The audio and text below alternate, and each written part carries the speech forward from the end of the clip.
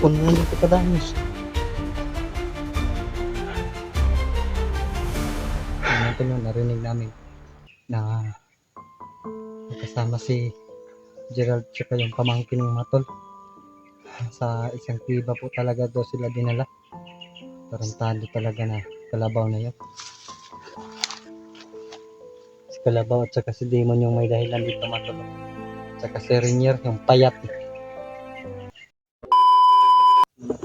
Tapos mo kami mga tol. Parang may problema po. Pwede niyo sa pinadala mo. Problema, hindi niya sinishare sa akin mga tol. Nandito tayo, ano tayo. Tala niya ngayon. Mama ko lang ba? Na-miss ko lang. Hindi ko yung mga sino naman yung nastrad. Mama talaga yung unang kapalayo tayo sa pamilya. Ako,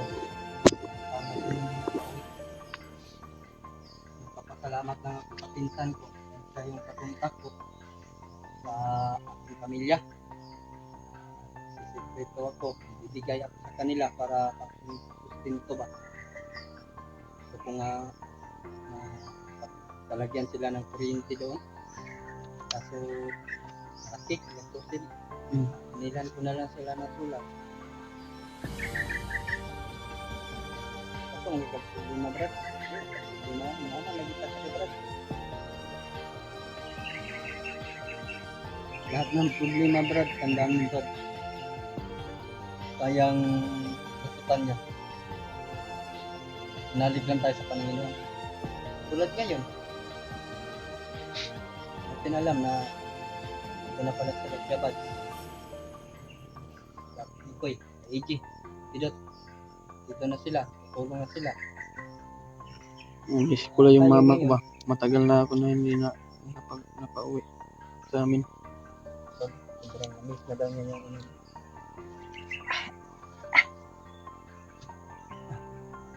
Kahit sino naman yung anak ng tulong. Kaya nga, nalulungkot isipin. Gusto ko sana Alis kami. Ito mami yung paligid natin na maliwakay. Walang mga tulong. Wala pa kami na ramdaman. Mga bandido na nagtigit sa pinalalamig natin.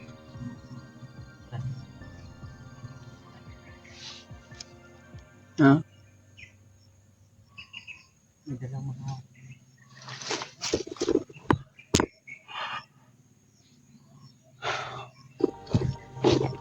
May tao sa unahan to, no?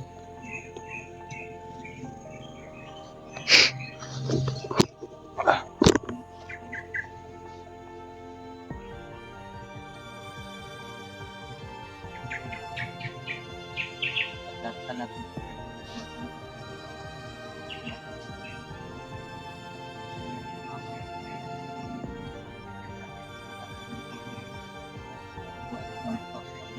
Sa bilang bundok. Bago na naman silang ito. May mga boses, oh. Taas. Kita.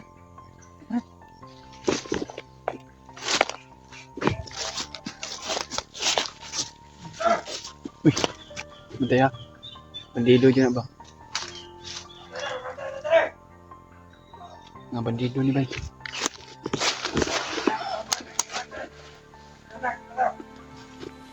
Mga tulog. Nalakad na sana kami pero may nakaharang.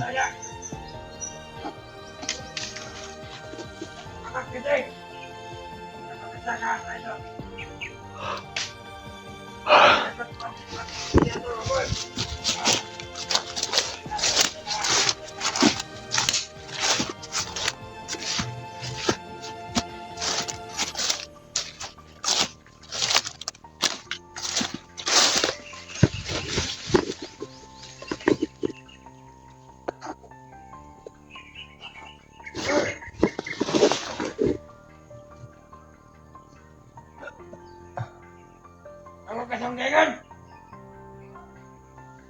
Ilaw ka! Ayan. Kumamasik! Sige! Idol!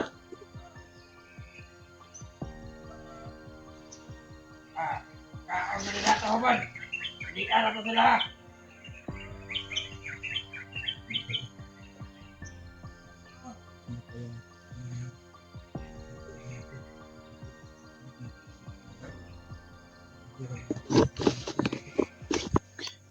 Ha?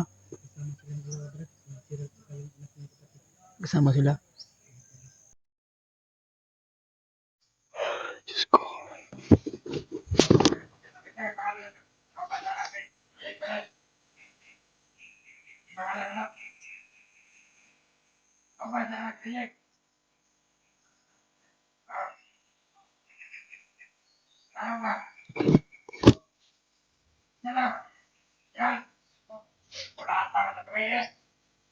Kasama na pala sila ni Gerald at sa anak ni Jing.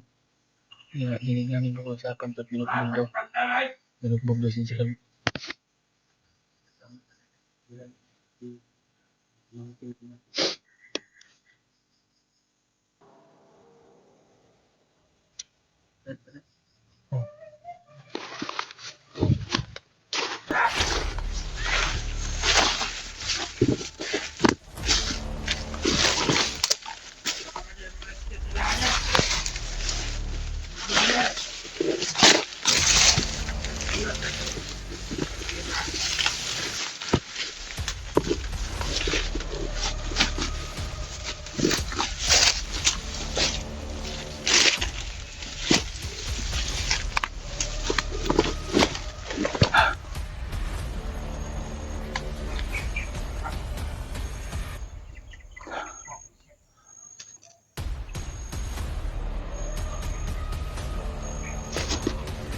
Diyos ko.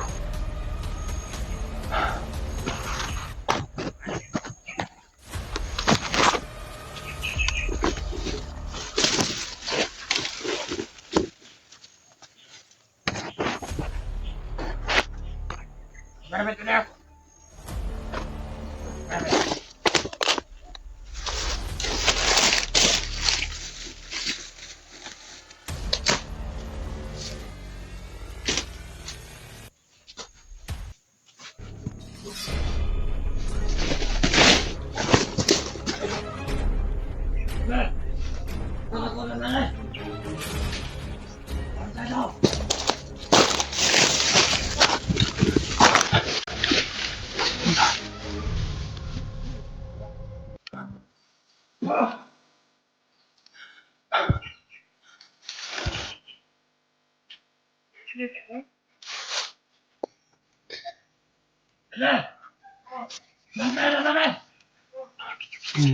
Meron pa siyang isang kasama.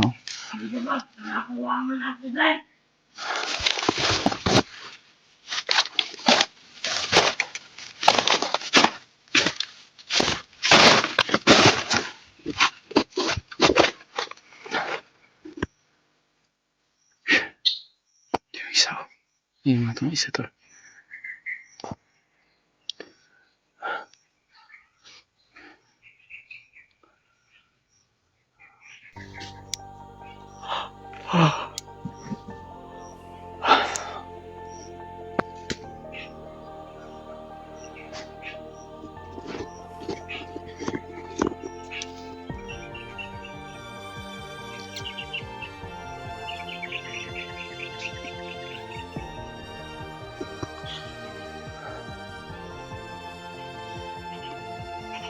Isa.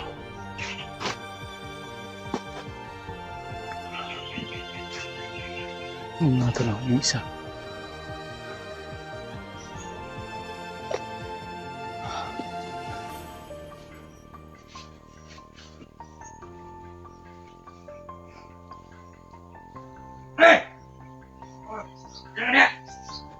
Marami pa sa dito to. Tago muna tayo. Napakarami na nakabantay dito.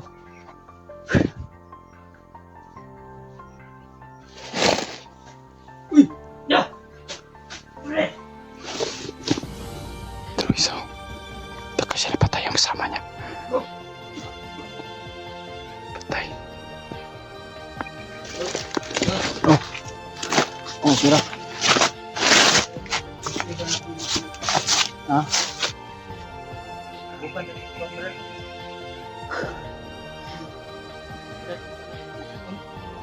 Grabe yung ano ko ba? Ipong ka? Nahilo ako. Kira ka? Ha? Kira ka?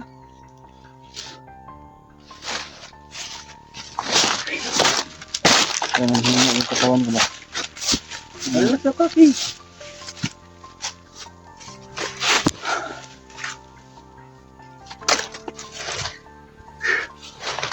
Kira ka?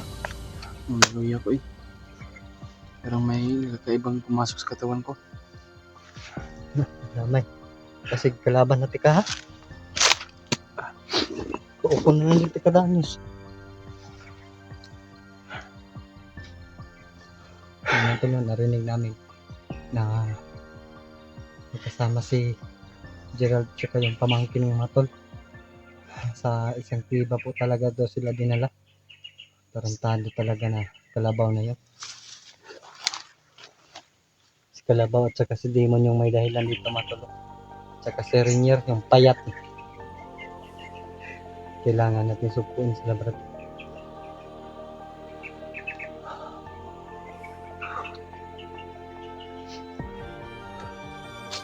May tubig na rin oh. May tubig oh. Ang pagkakaon na yun oh. Yung pula rin pagkaon. Pero ayaw kang mapahinaan ng loob brad.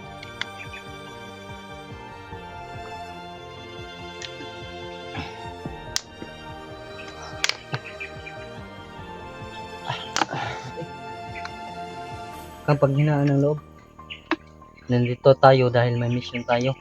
Alam mo yan. Huwag kang mag-alala. Babalik agad yan si Brad Mikoy kasama na si Kuya Bads.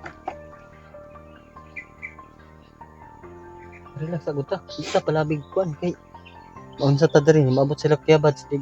Dagan sila rescue na apply lang ta. Di ka pagdalos ko. May nakuha kami impormasyon mga tulo. Narinig yun naman po yung anong sinabi ng bandido bago namin pinastang. Ngayon ay pahinga muna kami matol dahil si Julius ay nahilo. Parang nawalan po daw siya ng paningin. Iwan ko sa kanya. Hindi naman ako nagdala sa katawan niya matol. Pero naintindihan ko naman po matol na may mangyayari talaga na ganun sa amin dahil alam nyo na matagal na kami dito sa bundok. Kulang-kulang pa sa pagkain. Kailangan po talaga namin ng rest. Rest lang mag-English brad, no? Rest. Rest lang kayo, no?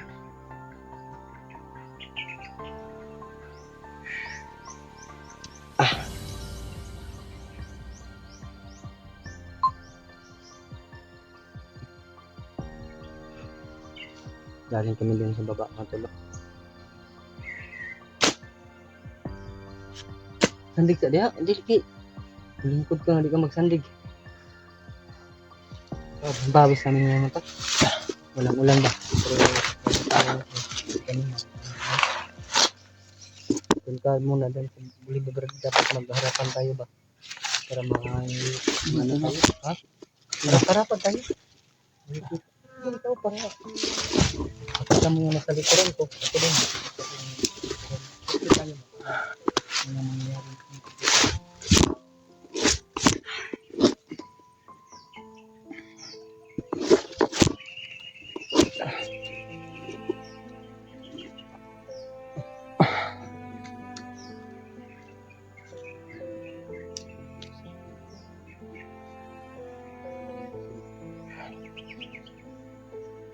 Sakit ng ulo ko pa ba?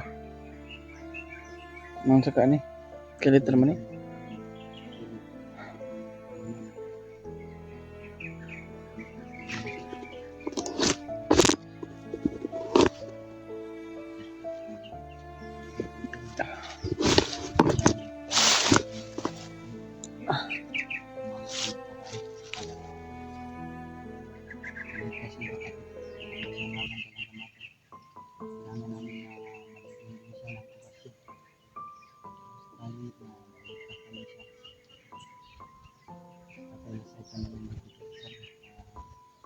Kasi makakali muli siya kailangan tutulog kasi panggap siya ng